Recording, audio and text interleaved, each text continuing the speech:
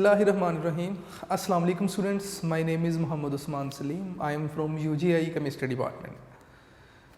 बेटा third chapter हमने start किया था गैसेस।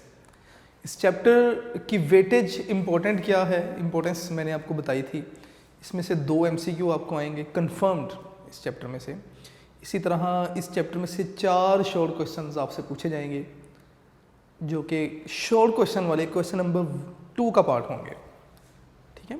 और इसी तरह इस चैप्टर में से लॉन्ग क्वेश्चन का एक पार्ट आपसे पूछा जाएगा। तो टोटल 10 मार्क्स बनते हैं। अगर आप इस चैप्टर को अच्छे तरीके से तैयार करेंगे 10 मार्क्स आपकी प्लेट में पड़े हुए हैं। तो स्टार्ट करते हैं आज का लेक्चर। उससे पहले थोड़ा सा प्रीवियस लेक्चर की तरफ जाएंगे। हमने स्टेट ऑफ मैटर डिस्कस किया, हमने प्रॉपर्टीज़ डिस्कस की, हमने यूनिट ऑफ प्रेशर्स को डिस्कस किया। एक ही लाइन में मैं डिस्कस करूंगा, कोशिश कीजिएगा अगर आप लोग मेरे साथ साथ बोले तो 1 atm pressure is equal to 760 millimetre of mercury, 760 torr, 101,325 newton per metre square, 101,325 pascals, और PSI कितने पर पाउंड पर स्क्वायर इंच कितने हैं, 14.7, ठीक है। तो ये कुछ चीज़ें हमने सीखी थी।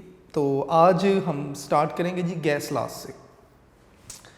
अब बेटे गैस लॉज डिस्कस करने से पहले हमने देखा कि अगर हम गैस किसी भी गैस पर जो कंडीशंस हैं वो चेंज करें तो गैस के वॉल्यूम में चेंज आता है।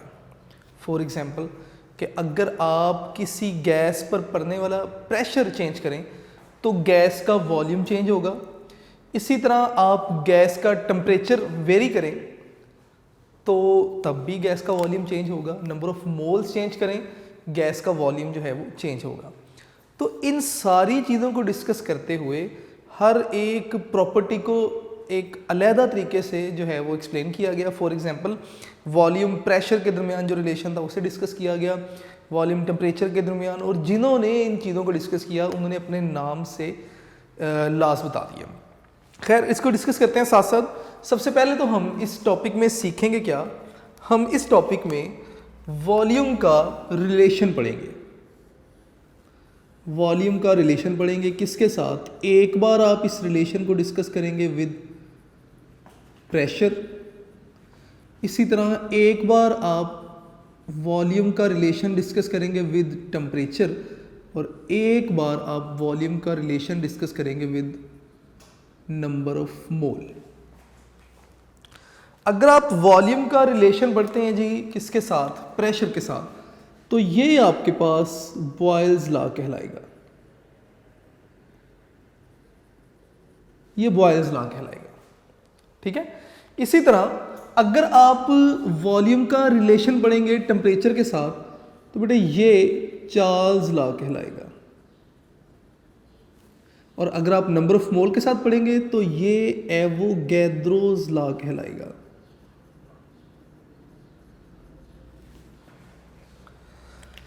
जो बातें मैं बता रहा हूँ ज़रा गौर से सुन लीजिएगा, इन लॉज को सीखना आपके लिए आसान हो जाएगा। अब अगर आप वॉल्यूम का रिलेशन प्रेशर के साथ पढ़ेंगे, वॉल्यूम का इन तीनों में से किसी एक पैरामीटर के साथ आप रिलेशन डिस्कस करेंगे, बाकी 2 को हम कांस्टेंट कह देंगे। फॉर एग्जांपल अगर आप वॉल्यूम और प्रेशर का रिलेशन डिस्कस कर रहे हैं तो ये 2 क्वांटिटीज को आप कांस्टेंट कह देंगे। अगर आप वॉल्यूम का टेम्परेचर के साथ रिलेशन डिस्कस कर रहे हैं तो प्रेशर और नंबर ऑफ मोल को आप कांस्टेंट अज्यूम करेंगे, और अगर आप वॉल्यूम का नंबर ऑफ मोल के साथ रिलेशन डिस्कस करेंगे तो प्रेशर और टेम्परेचर दोनों ही क्या हो जाएंगे, कांस्टेंट हो जाएंगे, ठीक है। तो ये कुछ चीज़ें आपने ड्यूरिंग जो है वो लॉज को डिस्कस करते हुए आपने ख्याल करना है। तो यहाँ से जो अभी तक इन्फॉर्मेशन हमें मिली, हम 3 लॉज को डिस्कस करेंगे यहाँ पे। सबसे पहले बॉयल्स लॉ, चार्ल्स लॉ और एवोगैड्रोस लॉ को डिस्कस करेंगे। बॉयल्स लॉ को डिस्कस करेंगे अगर तो वॉल्यूम और प्रेशर के दरमियान रिलेशन डिस्कस करेंगे, इन दोनों को कांस्टेंट कह देंगे। अगर चार्ल्स लॉ तो वॉल्यूम और टेम्परेचर के दरमियान रिलेशन, और ये दोनों क्वांटिटीज़ को पैरामीटर्स को हम कांस्टेंट कर देंगे। और अगर एवोगैड्रोस लॉ तो वॉल्यूम और नंबर ऑफ मोल, और इन दोनों को कांस्टेंट कह देंगे। तो स्टार्ट करते हैं जी हमारा आज का काम बॉयल्स लॉ से।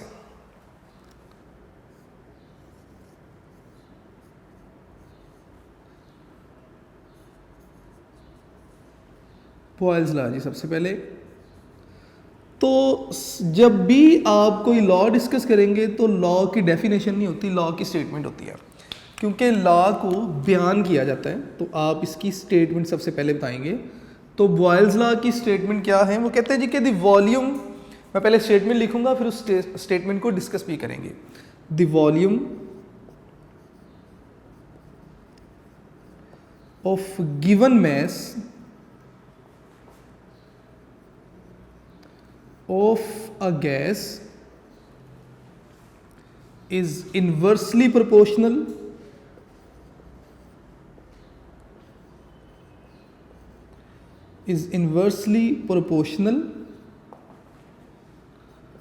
to the pressure applied on gas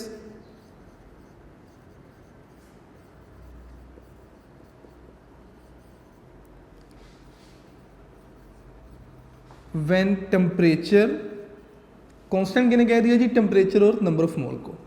when temperature and number of mole are kept constant। देखिए बेटे, उन्होंने कहा जी कि किसी भी गैस का वॉल्यूम, लेकिन किस गैस का? जिसका मैस फिक्स हो, गिवन मैस मतलब फिक्स मैस। ऐसा नहीं है कि एक बार आपने उस गैस को लेट से किसी एक ख़ास वॉल्यूम के साथ डिस्कस किया, उसके बाद आपने वॉल्यूम चेंज करके सेम रिलेशन, ऐसा नहीं है। वॉल्यूम फिक्स कर देना आपने, ठीक है, नंबर ऑफ मोल या मैस आपने फिक्स कर देना है। Volume of given mass of a gas क्या होगा? इनवर्सली प्रोपोर्शनल होगा किसके? प्रेशर। कौन सा प्रेशर? जो हमने अप्लाई किया गैस पे, और टेम्परेचर और नंबर ऑफ मोल को आपने क्या कर देना है? कांस्टेंट कर देना है। ये की वर्ड्स है सारे इस स्टेटमेंट के। मैथमेटिकली अगर आप इसे लिखना चाहें तो मैं यहां पे ही हेडिंग दूंगा जी, मैथमेटिकली।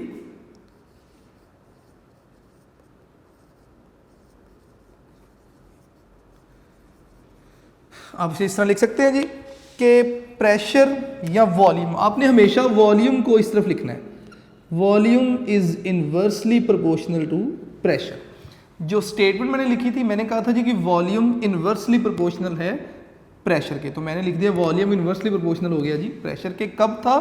टेम्परेचर और नंबर ऑफ मोल क्या थे? कांस्टेंट थे।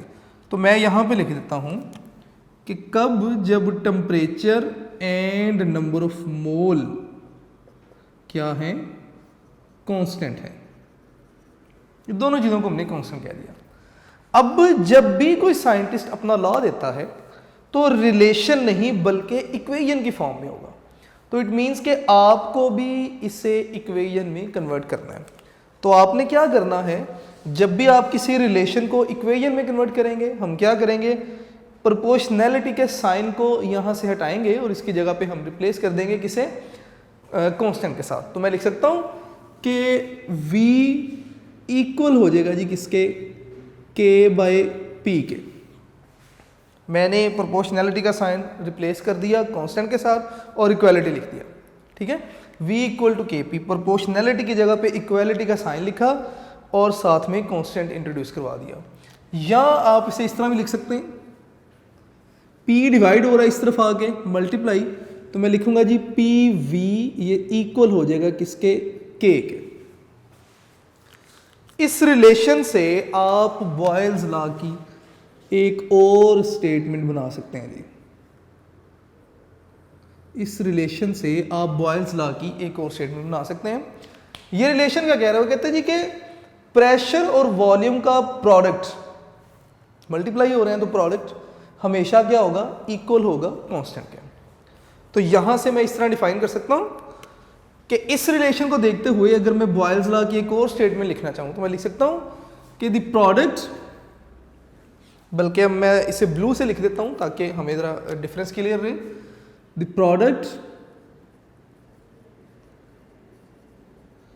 प्रोडक्ट हमेशा दो या दो से ज्यादा वैल्यूज को, क्वांटिटीज को मल्टीप्लाई करें तो हमारे पास जो आंसर है वो होगा। तो हम यहाँ पे दो जो है वो क्वांटिटीज को मल्टीप्लाई कर रहे हैं, किस किस को, product of pressure applied on gas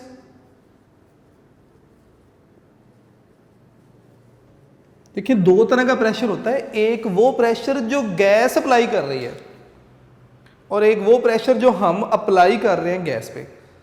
तो ये वो प्रेशर है जो हम अप्लाई कर रहे हैं गैस पे, ना कि गैस अंदर से बाहर की तरफ प्रेशर कास्ट कर रही है, ये वो प्रेशर नहीं है।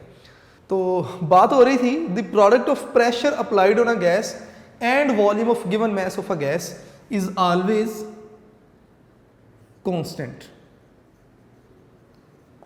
और कब, जब प्रेशर और नंबर ऑफ मोल क्या होंगे, कांस्टेंट होंगे। टेम्परेचर कांस्टेंट होगा when temperature is kept constant, जब आपने टेम्परेचर को भी कांस्टेंट कर दिया होगा। तो अगर आप देखें तो ये दूसरी डेफिनेशन बन गई, प्रोडक्ट मल्टीप्लाई किया, इसलिए किस किस का प्रोडक्ट, प्रेशर का और वॉल्यूम का। तो प्रेशर और वॉल्यूम का ही प्रोडक्ट लिया, ये हमेशा किसके इक्वल है, कांस्टेंट के इक्वल है, और टेम्परेचर भी आपका क्या होना चाहिए, कांस्टेंट होना चाहिए। ठीक है।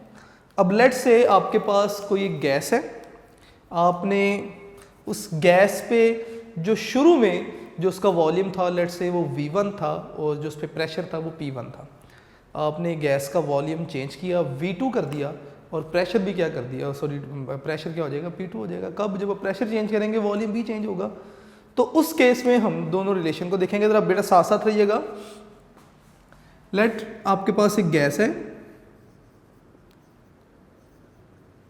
हैव इनिशियल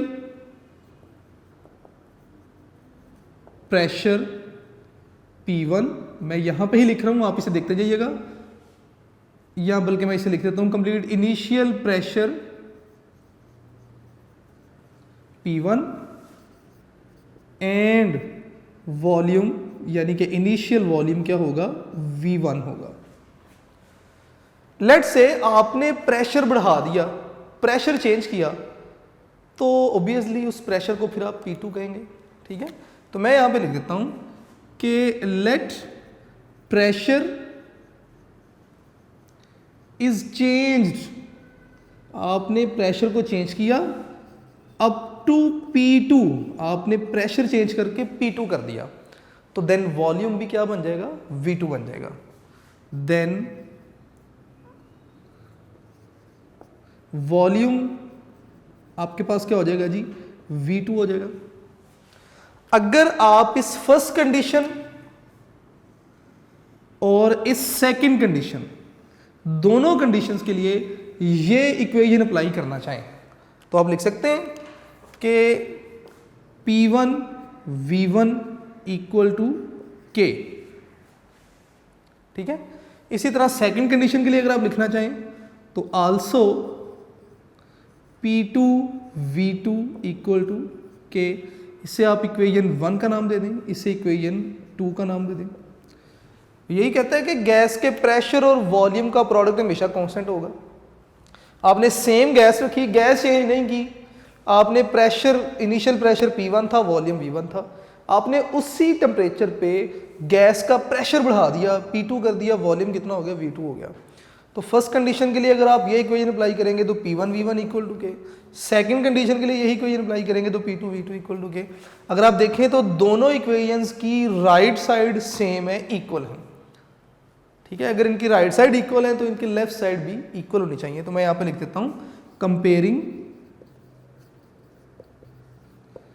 1 एंड 2, यानी कि आपने इक्वेशन 1 और 2 को कंपेयर किया तो आप लिख सकते हैं कि P1 V1 equal to P2 V2। ठीक है। और ये सारा किसके इक्वल होगा, K के इक्वल होगा। तो ये आपके पास बॉयल्स लॉ की इक्वेशन बन जाती है।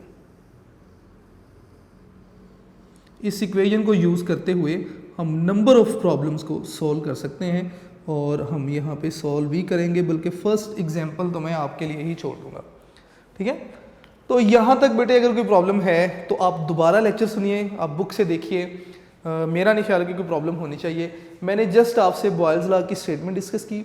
स्टेटमेंट डिस्कस करने के बाद मैंने आपसे इसकी मैथमेटिकल फॉर्म देखी और उसके बाद हमने क्या किया, एक और डेफिनेशन बताई, स्टेटमेंट बताई बॉयल्स लॉ की यहाँ से ही, और उसके बाद हमने फाइनल इक्वेशन की तरफ अप्रोच किया। अब नेक्स्ट आपके पास जो टॉपिक आता है that is experimental verification of Boyle's law.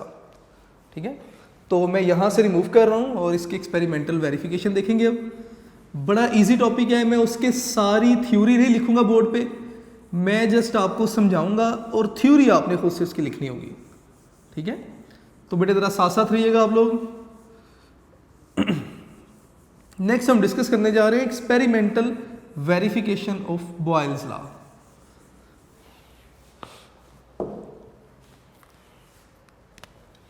मैं यहाँ पे लिख रहा हूँ जी experimental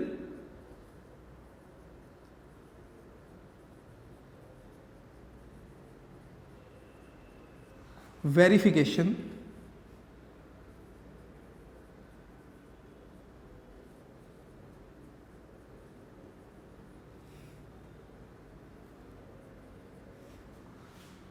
of Boyle's law. Boyle's law को मैं B.L लिख रहा हूँ ताकि टाइम भी सेव हो और अंडरस्टूड है कि हम बॉयल्स लॉ को ही डिस्कस कर रहे हैं।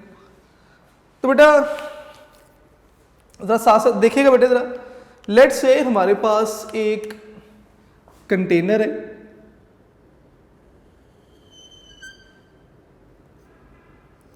इस कंटेनर में कोई गैस है। आपने ज़रूरी नहीं कि आप बिल्कुल बुक वाली डायग्राम फॉलो करेंगे, आपको जो आसान लगता है आप उसके साथ उस तरह चलेंगे। जस्ट आपका मैसेज जो है वो क्लियर होना चाहिए, आप बताना क्या चाह रहे हैं।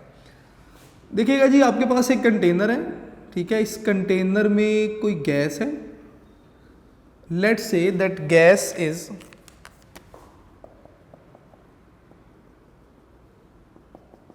और ये जो गैस है, इस गैस का वॉल्यूम कितना है 1 dm³।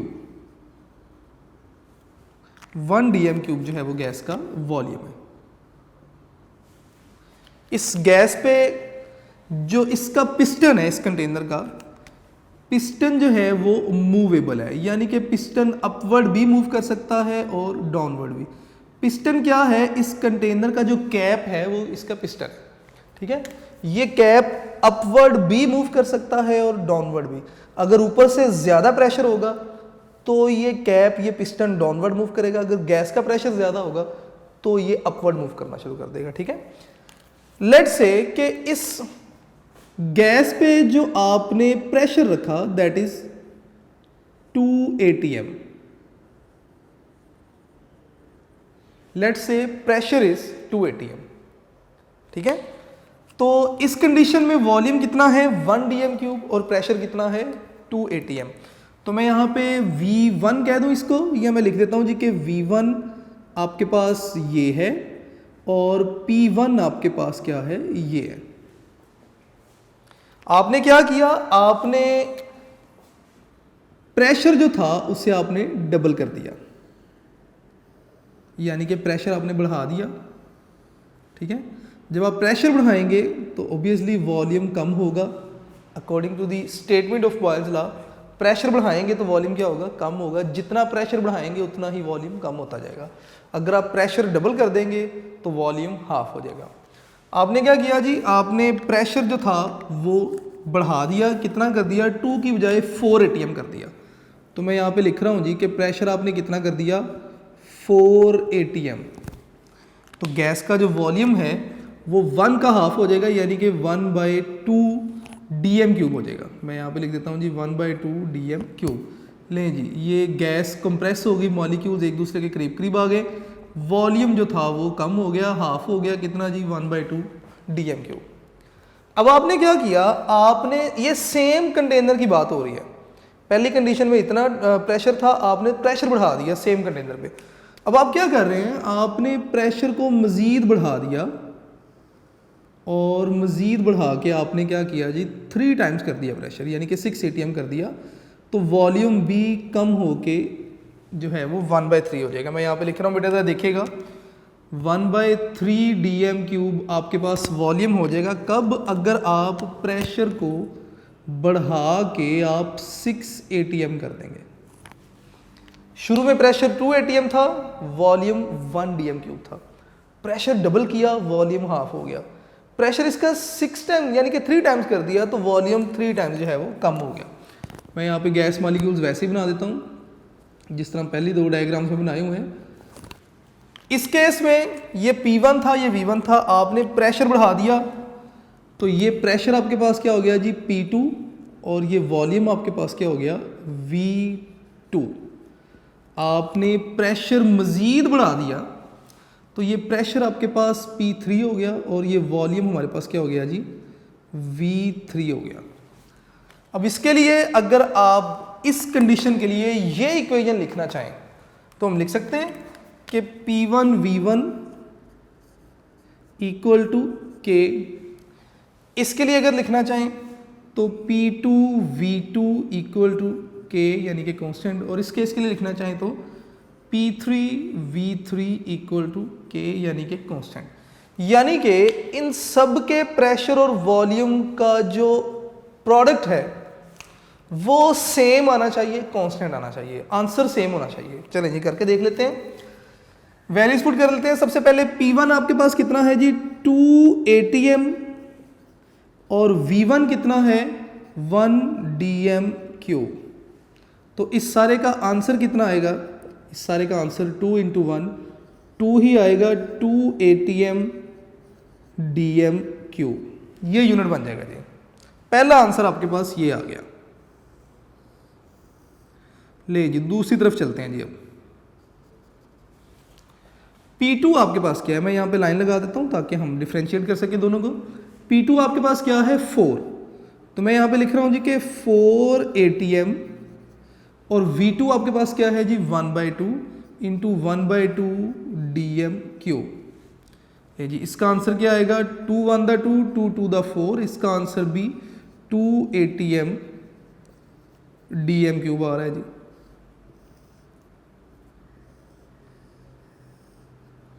इसका मतलब कि गैस के ऊपर अगर आप प्रेशर बढ़ाएंगे वॉल्यूम कम होगा, लेकिन प्रेशर और वॉल्यूम का प्रोडक्ट हमेशा क्या है कांस्टेंट है। इस केस में भी देख लें, इस केस में भी देख लें। ले जी थर्ड टाइप पे आ जाते हैं जी। अब जरा हम प्रेशर यहाँ पे कितना है जी 6, तो मैं लिख देता हूँ जी कि 6 ATM और वॉल्यूम कितना है 1/3 इंटू 1/3 DM³। लें जी इसको सॉल्व करके देख लेते हैं। 3 1 द 3 3 2 द 6, तो यहाँ पे भी आंसर क्या बन गया 2 ATM DM³। तो यहाँ पे भी आंसर आपके पास 2 ही आ रहा है। तो इसका मतलब कि गैस एक्सपेरिमेंटली हमने वेरीफाई किया कि अगर सेम गैस का प्रेशर चेंज करेंगे वॉल्यूम भी चेंज होगा, लेकिन प्रेशर वॉल्यूम का प्रोडक्ट हमेशा कांस्टेंट रहेगा, हमेशा सेम आंसर आ रहा है। ठीक है, तो इसको बेटे आपने ज़रा ये भी देखना है कि जितना आप प्रेशर बढ़ा रहे हैं उतना ही वॉल्यूम कम होता जा रहा है। यही वजह है कि दोनों का आंसर जो है वो सेम आ रहा है। अब ये जो K है इसका वैल्यू सेम होगी फॉर सेम गैस। अगर सेम गैस, जिस तरह हम एक ही गैस के लिए इसको डिस्कस कर रहे हैं यहाँ पे, तो अगर आप देखें तो वैल्यू K का जो आंसर है वो हमेशा सबके लिए 2 आ रहा है। तो K का जो आंसर है वो सेम गैस के लिए हमेशा क्या होगा, सेम वैल्यू होगी। अब बेटे एग्जाम्पल आ रही है आपके पास, फर्स्ट एग्जाम्पल है, आपने खुद से सॉल्व करना है इसे।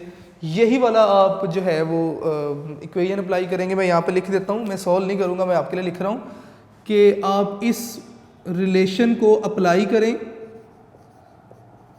इन एग्जाम्पल 1 और आपने खुद से एग्जाम्पल 1 जो है वो सॉल्व करनी है। ये आपकी साथ में जो है वो असाइनमेंट भी होगी घर के लिए। अब यहाँ तक तो था experimental verification of Boyle's law. अब नेक्स्ट बेटे हम डिस्कस करेंगे बॉयल्स लॉ जो है इसके ग्राफ को, जिसे वो आइसोथर्म कहते हैं, या graphical explanation of Boyle's law. तो मैं यहाँ पर ये साइड रिमूव कर रहा हूँ for graphical explanation of Boyle's law. Graphical explanation itself कोई मुश्किल चीज़ नहीं है, आपने with the help of graph Boyle's law जो है वो उसे शो कर देना है। लेकिन उस ग्राफ में 1-2 नई चीज़ें आ जाएंगी जिनके बारे में आपने बता देना है, और वही जो आपके पास पैरामीटर्स आएंगे बेसिकली वही आपके मेजर क्वेश्चंस होंगे जो आपसे पूछ सकते हैं। तो आते हैं जी ग्राफिकल एक्सप्लेनेशन की तरफ। टाइम भी देख लें जी साथ साथ ज़रा, वी हैव 15 मिनट्स ऑलमोस्ट। तो स्टार्ट करते हैं जी ग्राफिकल एक्सप्लेनेशन।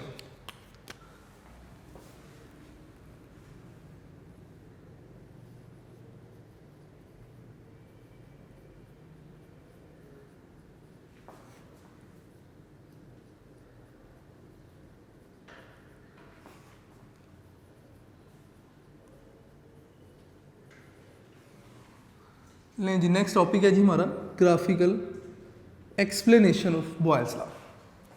अब सबसे पहले तो आपको बॉयल्स लॉ के ग्राफ के बारे में बताना है कि आप बॉयल्स लॉ का ग्राफ किस तरह बनाएंगे। आप बताएंगे कि अगर हम ग्राफ प्लॉट करें between volume on x y axis and pressure on x axis, तो इस तरह जो आपके पास ग्राफ बनेगा, इससे मिलने वाली जो कर्व है that is graphical explanation of Boyle's law. और इस कर्व को आप नाम देंगे आइसोथर्म का। आइसोथर्म क्यों? क्योंकि हम सेम टेम्परेचर पे बॉयल्स लॉ को डिस्कस कर रहे हैं, कांस्टेंट टेम्परेचर पे। जब भी टेम्परेचर कांस्टेंट होगा तो आप उस कांस्टेंट टेम्परेचर को आइसोथर्म कह सकते हैं। और इस तरह मिलने वाली ग्राफ भी आइसोथर्म ही है। Iso mean same, therm mean heat, यानी कि सेम हीट या सेम टेम्परेचर। तो मैं यहाँ पे सबसे पहले एक दो लाइंस लिखूंगा यहाँ पे। Graph is plotted between volume, और वॉल्यूम कहाँ पे होगा? वाई एक्सिस पे, एंड प्रेशर जो कि होगा एक्स एक्सिस पे। आप ये चेंज भी कर सकते हैं, कोई इशू नहीं है। Call graphical explanation. और इस तरह से मिलने वाली जो आपके पास कर्व होगी, उस कर्व को आप नाम देंगे क्या जी? आइसोथर्म का। आइसोथर्म दो वर्ड्स का कॉम्बिनेशन है, आइसो और थर्म। आइसो मीन्स सेम और थर्म मीन हीट। यानी कि बॉयल्स लॉ में आपने टेम्परेचर को वैसे ही कांस्टेंट कर दिया था, तो कांस्टेंट टेम्परेचर पे आप ग्राफ को डिस्कस कर रहे हैं, तो कांस्टेंट टेम्परेचर पे मिलने वाली जो ग्राफ लाइन होगी, जो कर्व होगी, आप उसे आइसोथर्म का नाम देंगे। तो स्टार्ट करते हैं बेटे, ये जो इन्फॉर्मेशन लिखी यहां से ही हम स्टार्ट करते हैं। लेट्स से कि अगर आप एक ग्राफ प्लॉट करें, ग्राफ आपने इस तरह प्लॉट किया कि वाई एक्सिस पे आपके पास क्या है? वॉल्यूम है। तो मैं यहाँ पे वॉल्यूम लिख देता हूँ जो कि अपवर्ड इंक्रीज हो रहा है, और ये वॉल्यूम डीएम क्यूब में होगा, ठीक है। और एक्स एक्सिस पे आपके पास क्या है जी? प्रेशर है, और ये प्रेशर एक्स एक्सिस में इंक्रीज हो रहा है इन एटीएम। अब अगर आप देखें तो 0 डिग्री सेंटीग्रेड पे अगर आप इस ग्राफ को डिस्कस करें तो आपके पास कर्व आएगी। वो कर्व या पॉइंट्स कुछ इस तरह होंगे कि अगर आप इन पॉइंट्स को मिलाएंगे तो आपके पास ये कर्व बनेगी। इसका मतलब क्या है, मैं उसे भी डिस्कस करता हूँ। देखिए बेटे, ये कुछ पॉइंट्स मैंने मार्क किए यहाँ पे। इसका मतलब क्या है? लेट्स से आप इन्हें एक्स और वाई एक्सिस से मिला दें। अगर आप देखें तो वॉल्यूम बहुत ज़्यादा है, लेकिन इसके पैरेलल अगर आप प्रेशर पे आएँ तो प्रेशर कम है। इस पॉइंट को अगर आप देखेंगे, लेट्स से इस पॉइंट को, तो आप मिलाएं इनको, आप देखेंगे कि प्रेशर आपने बढ़ा दिया थोड़ा सा, पहले की निस्बत बढ़ा दिया, एक्स एक्सिस में ज़्यादा वैल्यू आ रही है, तो वॉल्यूम नीचे आ गया, यानी कि वॉल्यूम कम हो गया।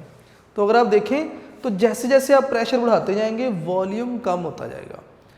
तो सारे पॉइंट्स को मिलाने से आपको जो ग्राफ लाइन मिल रही है, इस ग्राफ लाइन को नाम दिया जा रहा है आइसोथर्म का। आइसोथर्म का मतलब क्या है? Iso mean same, therm mean heat, यानी कि सेम टेम्परेचर पे ये जो आपको ग्राफ मिला। अगर आप इस जो है वो एक्सपेरिमेंट को 0 डिग्री सेंटीग्रेड पे करेंगे तो आपको जो आइसोथर्म है वो इस तरह मिलेगी। अगर आप टेम्परेचर बढ़ा दें, लेट्स से आप 100 डिग्री सेंटीग्रेड पे सेम ग्राफ जो है वो प्लॉट करते हैं, तो अब जो आपको आइसोथर्म मिलेगी वो पहले वाली आइसोथर्म के मुकाबले में थोड़ी सी वॉल्यूम एक्सिस से अवे मिलेगी। वॉल्यूम एक्सिस से अवे इसलिए मिली क्योंकि आपने गैस का टेम्परेचर पहले बढ़ा दिया, टेम्परेचर बढ़ाया तो गैस का वॉल्यूम बढ़ा, और जब आपने 100 डिग्री सेंटीग्रेड पे यही ग्राफ प्लॉट किया बिटवीन प्रेशर एंड वॉल्यूम, तो आपको यही सेम आइसोथर्म मिलेगी, लेकिन वॉल्यूम से ज़रा अवे, क्योंकि वॉल्यूम बढ़ गया। अगर आप किसी गैस को 0 डिग्री सेंटीग्रेड पर डिस्कस करते हैं तो ऑब्वियसली टेम्परेचर कम है, गैस के मॉलिक्यूल्स करीब करीब हैं। अब आप उस गैस के ऊपर जो भी स्टडीज़ करना चाहते हैं कर सकते हैं। फिर हमने दोबारा से उस गैस का टेम्परेचर पहले बढ़ा दिया, 100 डिग्री सेंटीग्रेड पे टेम्परेचर ला के टेम्परेचर कांस्टेंट कर दिया कि अब हम टेम्परेचर 100 से चेंज नहीं करेंगे।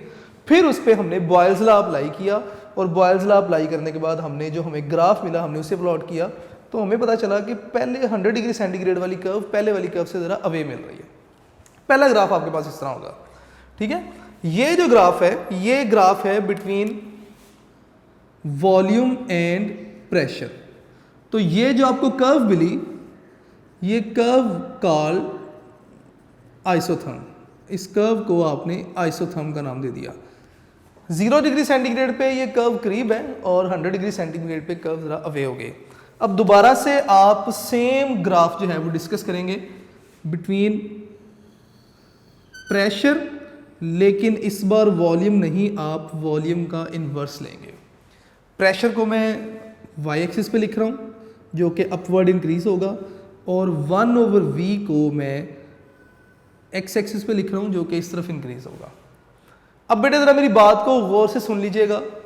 देखें, सबसे पहले इस ग्राफ को समझ लें कि अगर मैं वॉल्यूम और प्रेशर के दरमियान ग्राफ बनाऊंगा तो ये इन्वर्सली प्रोपोर्शनल ग्राफ होगा, लेकिन अगर मैं 1/v और प्रेशर के दरमियान ग्राफ बनाऊंगा तो ये डायरेक्टली प्रोपोर्शनल हो जाएगा। और जब भी दो वैल्यूज़ के दरमियान आप डायरेक्टली प्रोपोर्शनल वैल्यूज़ के दरमियान ग्राफ बनाएंगे तो that graph will be a straight line. तो P और 1/v के दरमियान जब आपको ग्राफ मिलेगा that will be a straight line. Let's say this will be the graph at 0 degree centigrade. मैं यहाँ पे लिख देता हूँ जी कि एट 0 डिग्री सेंटीग्रेड। और अगर आप सेम क्वांटिटीज़ के दरमियान ग्राफ बनाएंगे एट 100 डिग्री सेंटीग्रेड तो वो ग्राफ दोबारा से वॉल्यूम वाले एक्सिस से आपको थोड़ा सा अवे मिलेगा। लेट्स से मैं इससे 0 डिग्री की बजाय एट T1 कह देता हूँ, और इसे मैं 100 डिग्री सेंटीग्रेड की बजाय T2 कह देता हूँ, और यहाँ पे हम लिख देते हैं कि T2 is greater than T1। तो इस तरह आपको ग्राफ मिलेगा, ठीक है। थर्ड ग्राफ आपके पास है जी, मैं यहाँ पे ही लाइन सेपरेशन करके यहाँ पे ही ग्राफ बना देता हूँ। थर्ड ग्राफ है जी between PV equal to K और V के दरमियान। मैं इसे रिमूव कर दूँ जी ज़रा, एक minute. PV equal to K और P के दरमियान आपके पास नेक्स्ट ग्राफ है। तो मैं इसे कुछ इस तरह लिखूंगा,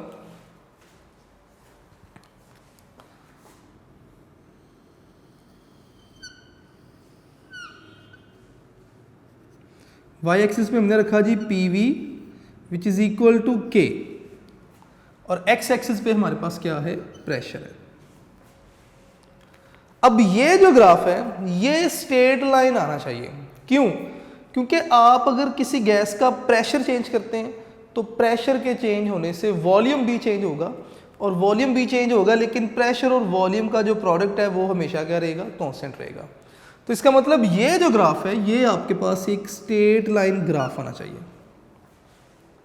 ठीक है। ये ग्राफ हमेशा स्ट्रेट लाइन आना चाहिए, क्योंकि हमें पता है कि प्रेशर और वॉल्यूम का प्रोडक्ट कांस्टेंट है। जब कांस्टेंट है तो स्ट्रेट लाइन ग्राफ आएगा, ग्राफ अपवर्ड या डाउनवर्ड रेज या जो है वो डिक्रीज नहीं होगा।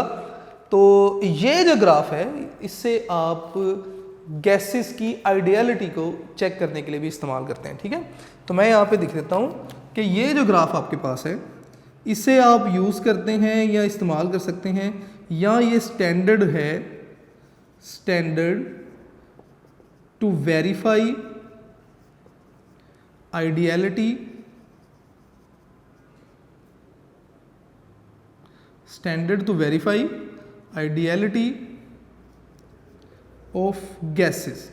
किसी गैस की आइडियलिटी को वेरीफाई करने के लिए भी आप ये ग्राफ यूज़ कर सकते हैं। अगर आप टेम्परेचर बढ़ाएंगे ये जो ग्राफ लाइन है ये आपको अपवर्ड पोजीशन पर मिलेगी, ठीक है। तीनों जो ग्राफ्स हैं ये भी आइसोथर्म है क्योंकि सेम टेम्परेचर पे आप काम कर रहे हैं। ये भी आइसोथर्म है, ये भी आइसोथर्म है, क्योंकि टेम्परेचर सेम रखा, ये 0 डिग्री सेंटीग्रेड पे फिक्स कर दिया, ये T1 पे, ये T2 पे फिक्स कर दिया। और ये भी आपके पास आइसोथर्म है, क्योंकि कांस्टेंट टेम्परेचर पे आप ये काम कर रहे हैं। तो बेटे ये हमारा आज का लेक्चर था। टाइम अगर ज़रा मुझे कंफर्म हो जाए कि कितना टाइम हो चुका है लेक्चर को स्टार्ट हुए, ताकि हम देखें अगर हमारे पास टाइम है तो हम मज़ीद आगे स्टार्ट करें बात को। बहरहाल ये हमारा आज का लेक्चर था, आपने इसे अच्छी तरह तैयार करना है। मैं अक्सर कहता हूँ कि जो मैंने बोर्ड पे लिख दिया आप अपने लेक्चर नोट्स बनाते जाएं, ताकि जब आपके टेस्ट हों तो ना कि आप डिफरेंट बुक्स लें, आप अपने ही लेक्चर नोट्स ओपन करें, उन्हें स्टडी करें और अपने आंसर्स बताएं। आज का काम बॉयल्स लॉ हमने स्टार्ट किया, बॉयल्स लॉ की स्टेटमेंट देखी, मैथमेटिकल उसकी एक्सप्लेनेशन देखी, उसके बाद हमने एक्सपेरिमेंटल वेरिफिकेशन डिस्कस किया बॉयल्स लॉ की। एक काम मैंने आपको दिया, वो क्या था, आपने एग्जाम्पल नंबर 1 करनी है, P1 V1 equal to P2 V2 वाले रिलेशन से। उसके बाद हमने इसकी ग्राफिकल एक्सप्लेनेशन देखी और हमने तीन ग्राफ डिस्कस किए जी। तो 3 हमने ग्राफ डिस्कस किए। एक कर्व था, अगर प्रेशर और वॉल्यूम के दरमियान ग्राफ लेंगे तो graph line will be a curve. अगर आप प्रेशर और 1/v के दरमियान ग्राफ लेंगे तो ये दोनों डायरेक्टली प्रोपोर्शनल हैं, तो इनके दरमियान graph line will be a straight line. और अगर आप PV इक्वल टू K और P के दरमियान ग्राफ लेंगे तो that will be a constant. और ये जो ग्राफ है इसे आप यूज़ करते हैं, स्टैंडर्ड है ये गैसेस की आइडियलिटी को चेक करने के लिए। तो बेटा ये आपका आज का काम था, आपने अपने लेक्चर नोट्स बनाने हैं। मैं बार बार रिपीट कर रहा हूँ इस बात को। और अपने घर पे नहीं बेटे, सेफ़ रहें, घर वालों को भी सेफ़ रखें, बाहर नहीं जाएं, गोल्डन टाइम है, यूज़ कीजिए, मैक्सिमम स्टडीज़ कीजिए। जब आप कॉलेजेस में आए क्लासेस के लिए तो आपको जितना हमने पढ़ लिया हुआ है थ्रू ऑनलाइन क्लासेस, ये बेटे आपको बड़े अच्छे तरीके से आना चाहिए, क्योंकि कंसिडर यही किया जाएगा कि यहाँ तक आप लोग पढ़ चुके हैं। तो ऐसा नहीं होगा कि आप उसके बाद आएँ और आपने सर मैं तो लेक्चर्स नहीं लेता रहा, वो फिर आपकी तरफ से लैक होगा। ठीक है, तो बाकी इंशाल्लाह नेक्स्ट लेक्चर में मिलते हैं बेटे, अपना ख्याल रखिएगा, अल्लाह हाफिज़।